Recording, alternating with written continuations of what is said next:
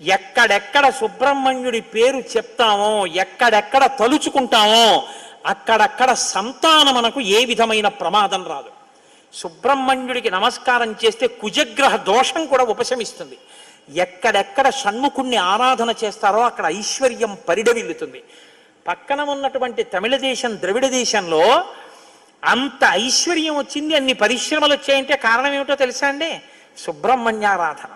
వాళ్ళు విపరీతమైన సుబ్రహ్మణ్యారాధనం చేస్తారు.